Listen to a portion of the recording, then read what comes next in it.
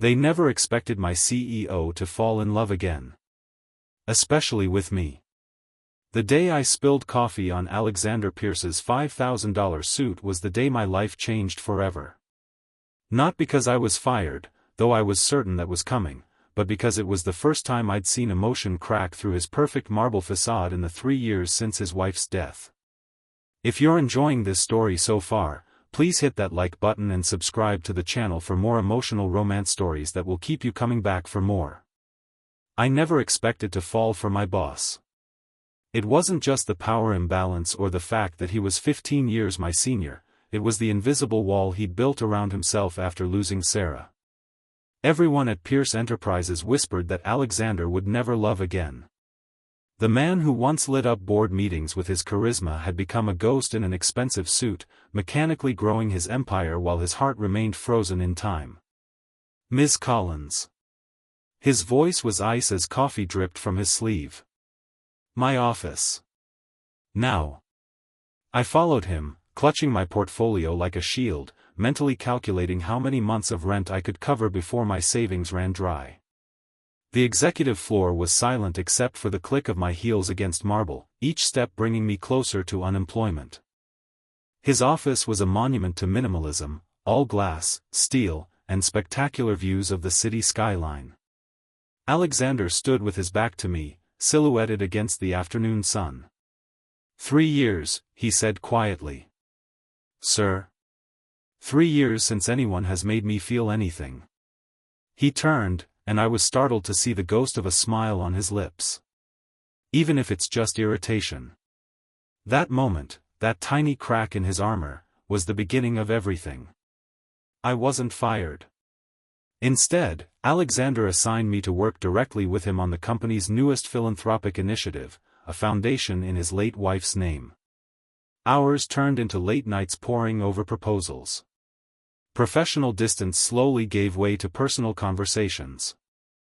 I learned about Sarah, about their love story, about how losing her had hollowed him out. You remind me of her sometimes, he admitted one night as we shared takeout in his office. Not in looks, but in spirit. She never let me get away with anything either. The office began to notice the change in him. Small smiles. Occasional laughter. The return of the man they'd thought was gone forever. And the whispers started, vicious, cutting things about the young assistant who was clearly manipulating the vulnerable widower. They're talking about us, I told him one evening, my voice tight with anxiety. Let them, he said simply. They don't know what this is. I'm not sure I do either.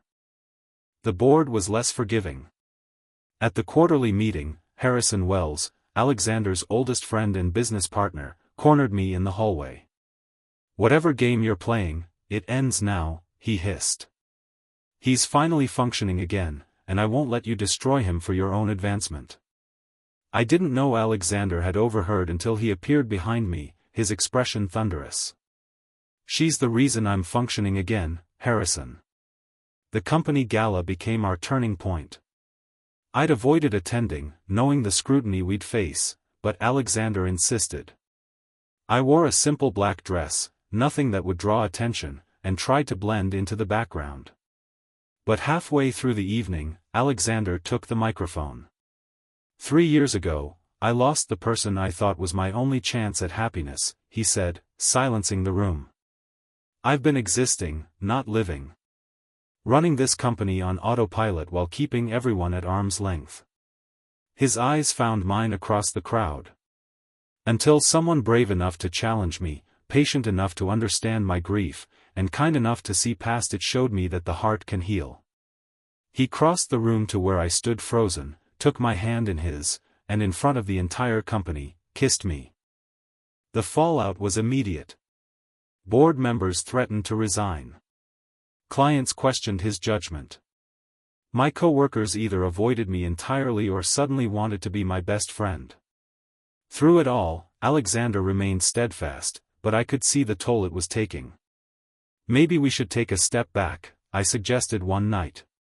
For the sake of the company. The company will survive, he said. I'm not sure I would, losing someone I love again. It was the first time either of us had used that word, love. It hung between us, fragile and terrifying. "I'm not Sarah," I whispered. "No," he agreed, taking my face in his hands. "You're the woman who taught me that loving her and losing her doesn't mean I can't find room in my heart for someone new. You're the future I never thought I'd have."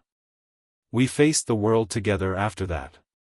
The board eventually settled when they saw that Alexander was more engaged and innovative than he'd been in years. My colleagues gradually accepted our relationship when they realized I wasn't angling for promotions or special treatment. In fact, I worked twice as hard to prove myself. On the anniversary of Sarah's death, Alexander took me to her grave. I hung back, giving him privacy, but he reached for my hand.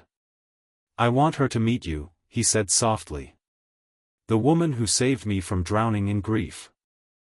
We stood there together, honoring the love he'd lost while embracing the love we'd found. And I understood then that hearts don't have limited capacity, they expand to hold all the love we're brave enough to accept. 1 year later, Alexander proposed on the rooftop garden we'd created as part of Sarah's foundation, a place of healing and new beginnings. As he slipped the ring onto my finger, I saw no shadows in his eyes, only light. "They never expected me to fall in love again," he said. "Especially not with the assistant who once ruined my favorite suit. But the best love stories are the ones no one sees coming." Our wedding was small, intimate. Harrison, now our strongest supporter, was best man. And in my bouquet, I carried a single white rose for Sarah, acknowledging that she would always be part of our story. Love after loss isn't about replacement. It's about growth. It's understanding that the heart is resilient, capable of healing and expanding in ways we never thought possible. Alexander taught me that grief and joy can coexist. I taught him that new beginnings don't diminish what came before. So if you're watching this and wondering if second chances at love are possible, if you can find happiness after heartbreak, the answer is yes. The path isn't straight or simple.